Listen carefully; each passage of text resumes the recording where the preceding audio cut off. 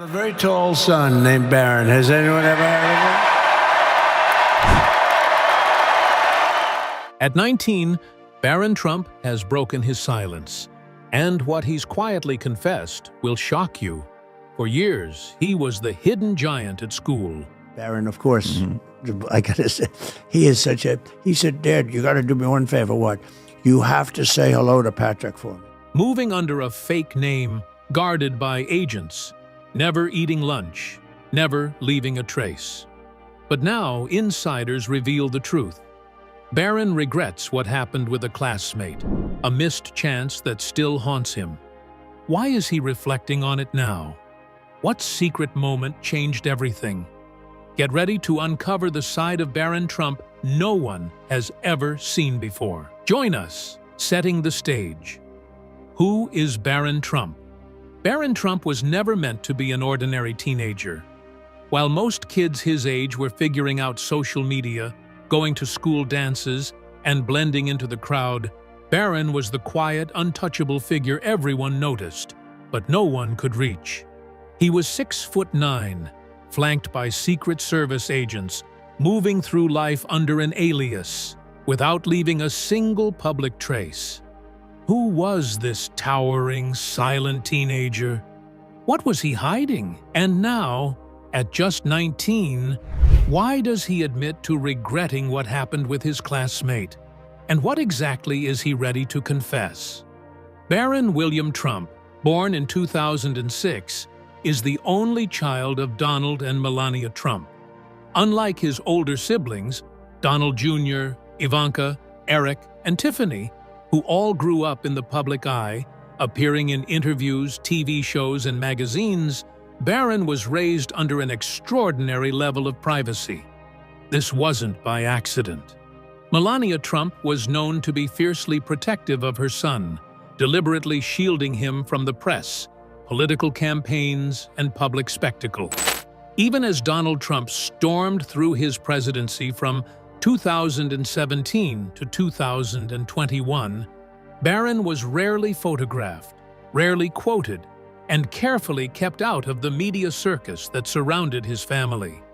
Unlike most modern teenagers, Barron left almost no social media footprint.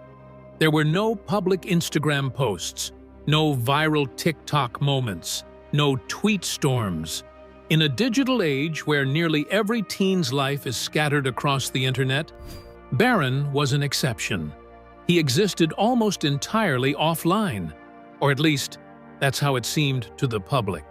This extreme privacy, however, didn't just happen at home or on the national stage. It followed him into his personal and academic life, shaping how classmates, teachers, and even casual acquaintances saw him. Physically, Barron was impossible to ignore. By his teenage years, he towered over almost everyone around him, reportedly reaching 6'9" by the time he was in high school. But his height was just the surface.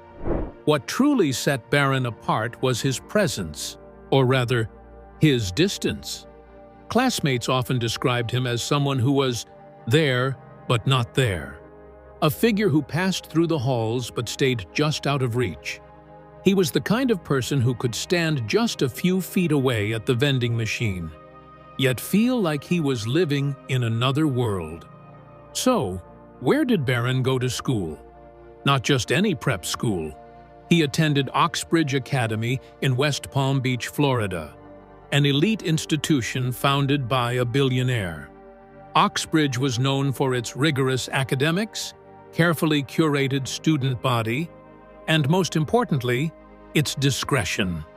This was the kind of school where the children of tech CEOs, royal families, and hedge fund giants could learn without the constant threat of media intrusion. But even in a place built for privacy, Barron's life stood out. He was enrolled under a pseudonym. His real name never appeared on the school's public-facing systems. Students were reportedly told not to post about him on social media or even tag him in photos. So, how do you build a teenage life when every friendship, every conversation, every classroom moment is shaped by unspoken rules and silent security protocols? Barron's classmates didn't just see a celebrity kid, they saw a ghost in their midst. Someone too real to ignore, yet too distant to know. He rarely attended school events like homecoming or pep rallies. He skipped dances, avoided crowds, and maintained emotional distance from his classmates. While most teenagers crave attention and social connection, Barron seemed to master the art of watching without being watched, listening without speaking, being present without participating. But now, he's no longer the hidden figure he once was. Behind that silence, one story still haunted Barron Trump, and at 19, it finally caught up with him. The Classmate's Revelations, a shocking insider account. Until now, everything we knew about Barron was speculation, whispers, or carefully managed public moments. But this account is recent, direct, and completely shattering. It exposes exactly how Barron lived, what rules controlled his school life, and most shockingly, what moment from those years he now admits he regrets. The anonymous classmate, who shared their experience under strict confidentiality, revealed details that match up with several past rumors about Barron, and some that go even deeper. According to this insider, Barron was never officially listed in the Oxbridge Academy school system under his real name. Instead, he was registered under an alias, making him invisible in public-facing records. Students who looked up the class list online or checked the official school rosters would never have seen Barron Trump listed. This wasn't just a privacy choice, it was a calculated security strategy. Experts in cybersecurity and privacy often recommend using pseudonyms to prevent unauthorized data breaches. And in Barron's case, it worked perfectly. Hackers, press investigators, and curious outsiders trying to dig through the school system would have hit a digital dead end. But the protective layers didn't stop there. The classmate described how Barron never ate lunch with the other students, not once. He never touched food from the cafeteria, never pulled out a packed lunch, never accepted a snack or even gum from a classmate. At first, some students thought it was because of a strict diet or personal preference. But the insider clarified it was a deliberate security measure. Any public health expert or security analyst will tell you that food tampering is a real risk for high-profile families. Even something as simple as a sandwich or soda could become a threat vector if the wrong person got too close. Barron's routine was designed not just for privacy, but for personal safety at the highest level. Even his technology was different. While other students were issued standard school laptops or iPads, Barron carried what the insider described as a custom, possibly military-grade encrypted device. It was disguised to look like a normal tablet or hybrid laptop, but the details, no visible logo, unique casing, and constant surveillance by agents, made it clear this wasn't standard equipment. Encryption, for those unfamiliar, is a method of securing digital data so that only authorized users can access it, even if the device is physically stolen. Military-grade encryption takes this to another level, often using algorithms that meet national security standards. For Barron, this meant that every message, every file, every piece of schoolwork was shielded from interception. But here's the strangest part. Despite all this, Barron didn't act like a frightened or nervous teenager. Instead, he displayed what the insider called an emotional detachment, a constant, deliberate distance from everyone around him. He never volunteered personal details, never opened up about his family, never joined casual conversations about vacations or weekend plans. He avoided friendships, not because he was shy, but because he was trained to be careful. And the students around him quickly picked up on something even stranger, the unspoken rule. What kind of atmosphere do you need to create for dozens of teenagers to instinctively know, without ever being told, not to approach one of their classmates? According to the insider, nobody directly told the students to leave Barron alone. There was no formal announcement, no written rule, but everyone understood it. Barron was the kind of person you didn't approach unless he spoke to you first. If you were in the same room, you pretended not to notice him. If you were in the same group project, you waited for him to break the ice. This invisible boundary was so strong that even teachers reportedly played along, referring to Barron by his alias in public conversations and steering group dynamics carefully around him. For months, many students didn't even realize who he really was. The insider admitted that at first, they thought Barron was perhaps the child of a foreign diplomat or wealthy businessman. He stood out because of his height and security presence, but nobody connected the dots until someone accidentally let it slip. And suddenly, the tall, quiet kid became Trump's son. The shift was immediate and dramatic.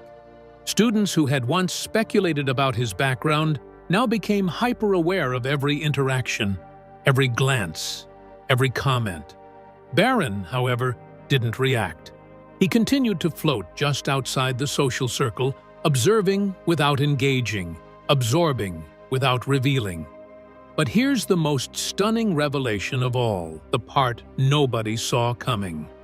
According to insiders close to the Trump family, Barron has recently opened up in private circles about a personal regret from those years at Oxbridge.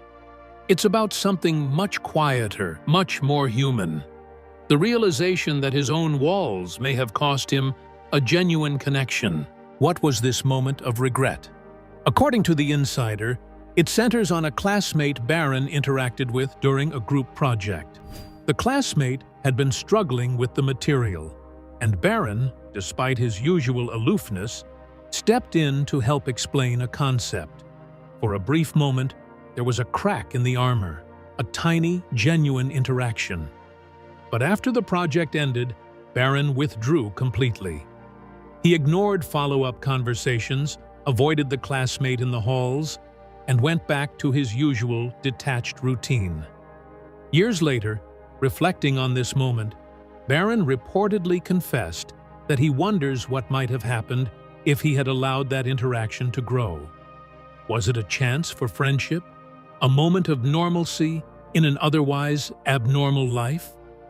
This tiny moment of human connection, overlooked by almost everyone else, seems to have left a lasting mark on Barron. It suggests that beneath the layers of protocol and security, beneath the polished public image and silent presence, there is a teenager who experienced the same doubts, the same regrets, the same longings as any other young person. It's worth noting that this confession didn't come in a public statement, an interview, or a tell-all book. It emerged quietly, through private conversations, shared carefully by those who know him. And that makes it even more compelling. It's not the confession of someone trying to score headlines or reshape their public image.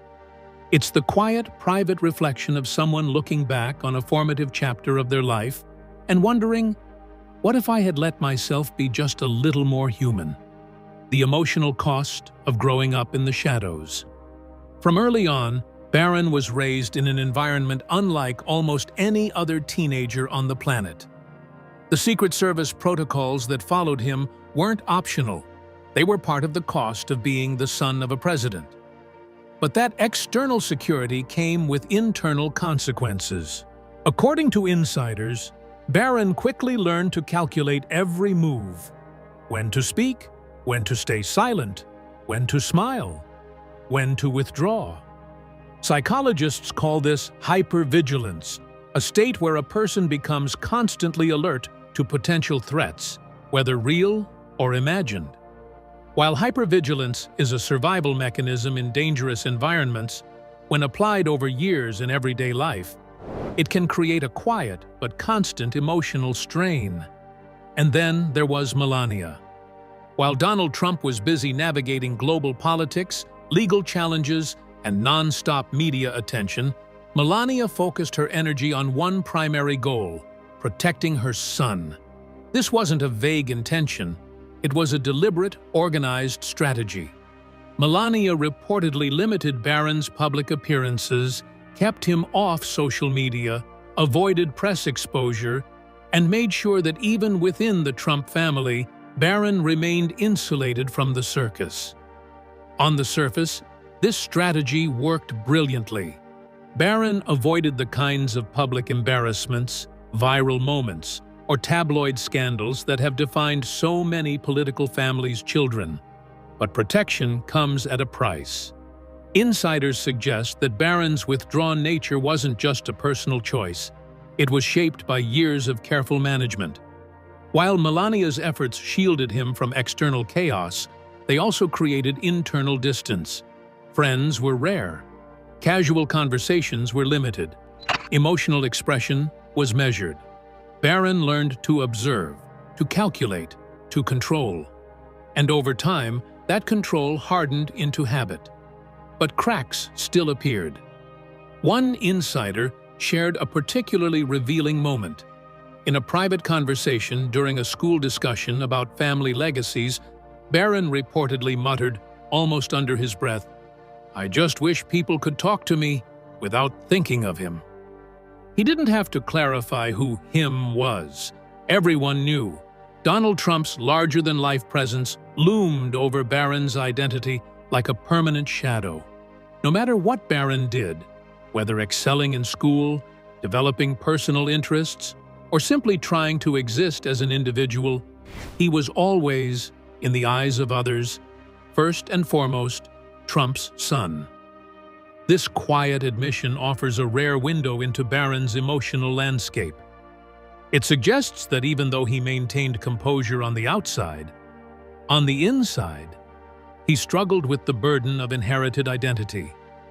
Developmental psychologists call this role entrapment, a situation where a person's social role is so rigidly defined by others that it limits their freedom to explore who they really are.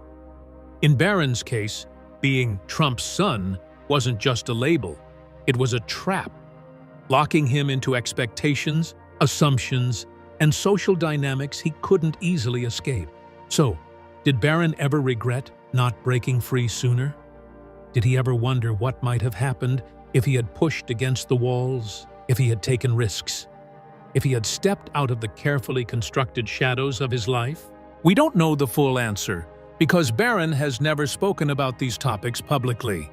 But the clues we have, from insiders, classmates, and subtle shifts in his recent behavior, suggest a young man who has begun reflecting on the emotional costs of his upbringing.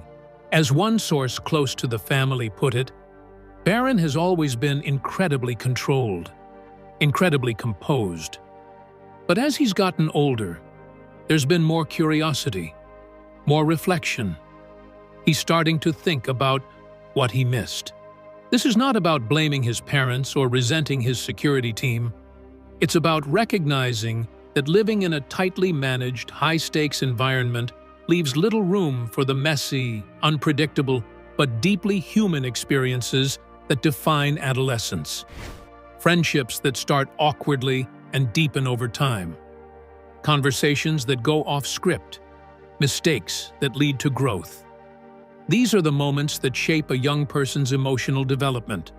And in many ways, Barron's life was designed to avoid them. Even now, as a 19-year-old student at New York University, Barron moves carefully.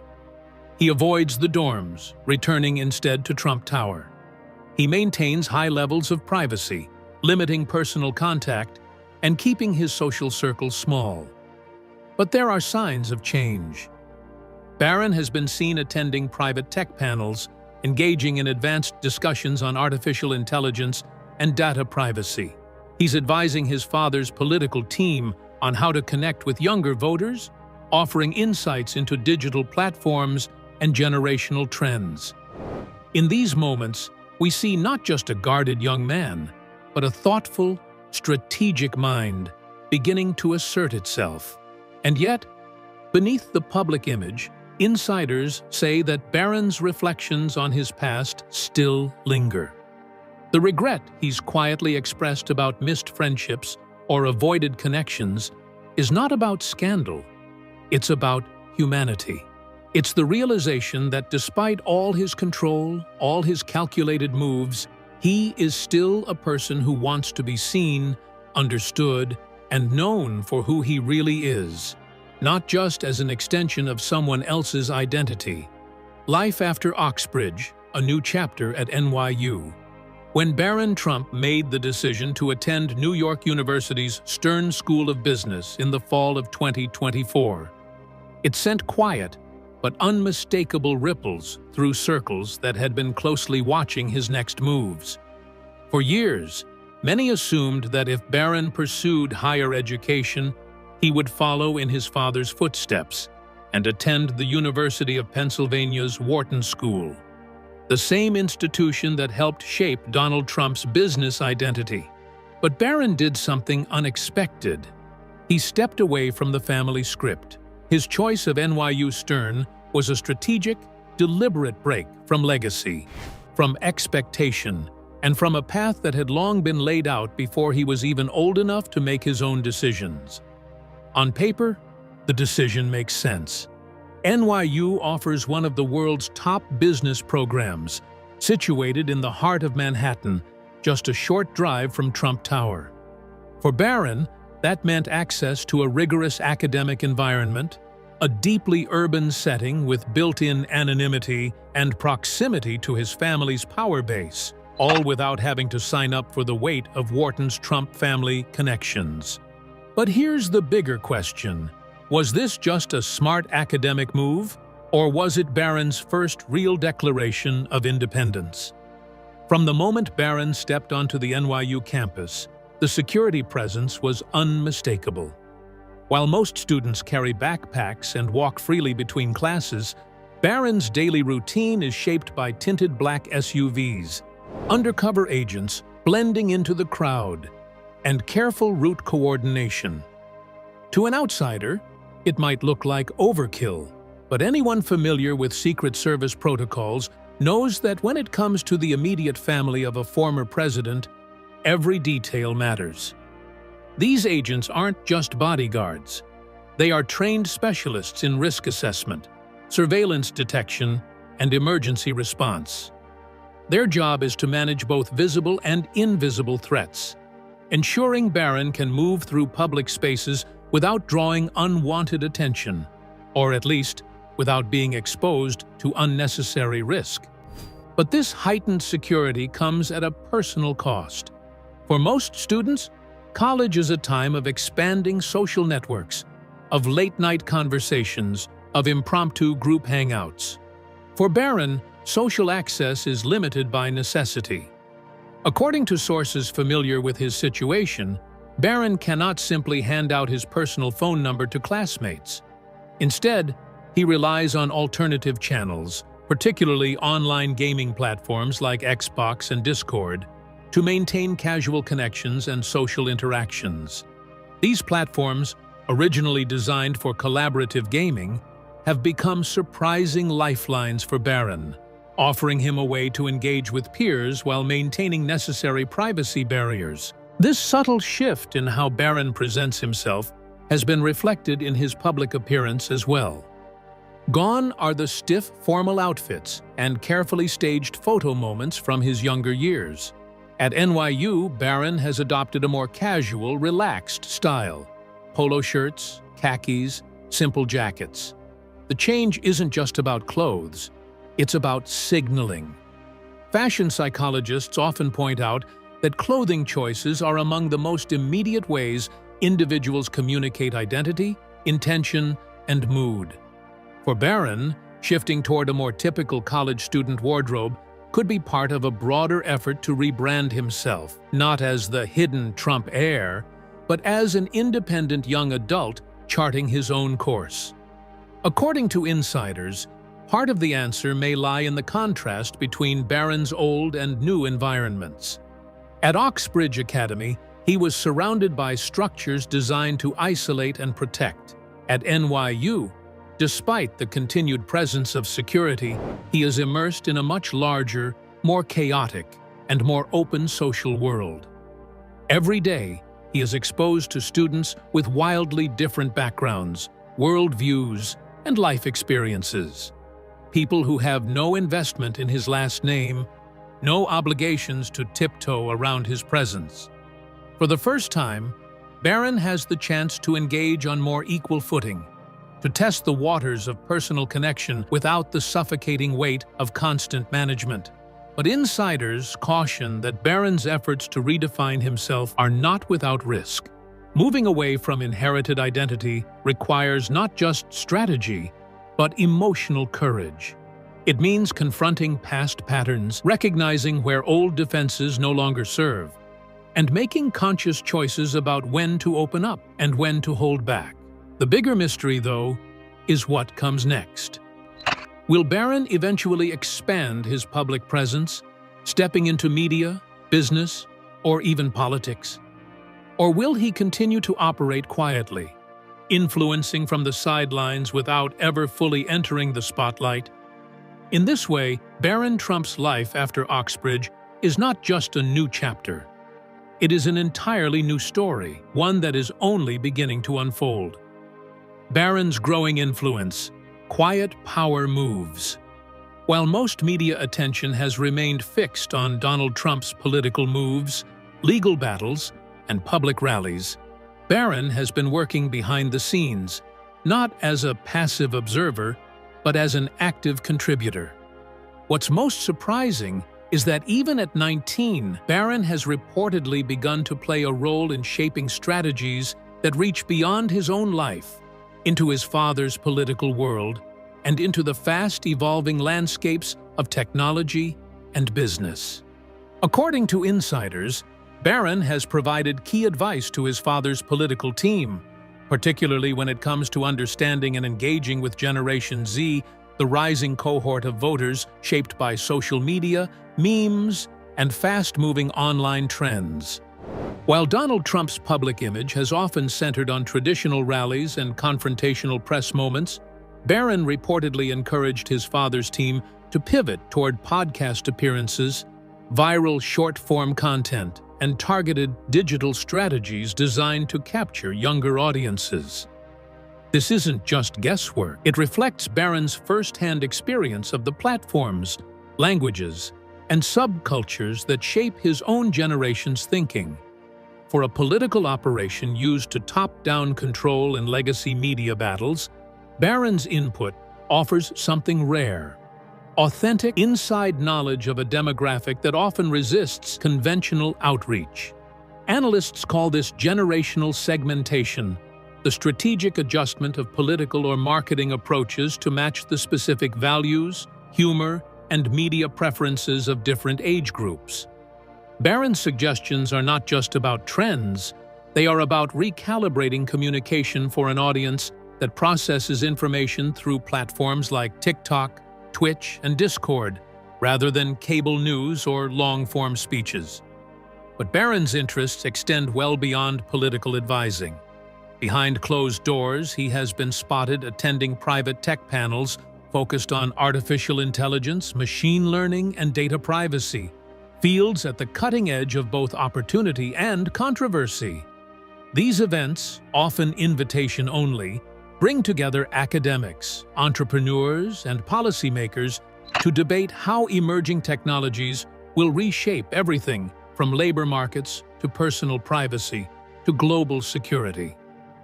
Barron's quiet presence at these discussions suggests not just curiosity, but a growing intellectual investment in the forces that will shape the next several decades.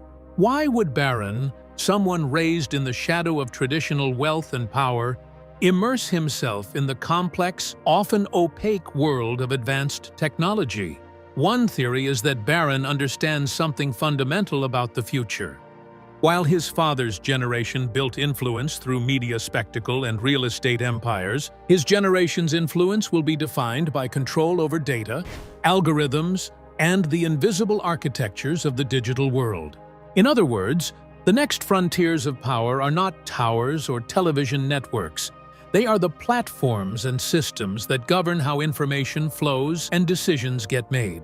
This blend of political savvy and technological interest was further highlighted by Barron's brief venture into business.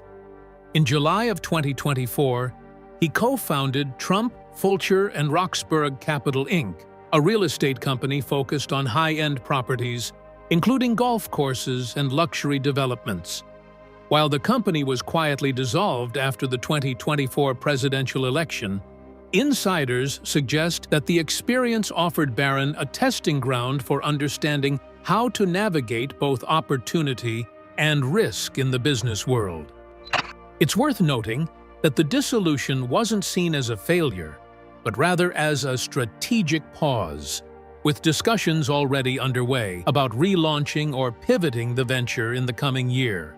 Perhaps the most visible sign of Barron's evolving identity came in March of 2025, when he was photographed returning to Trump Tower alongside Melania Trump, wearing a Rolex Daytona, a watch valued at over $50,000.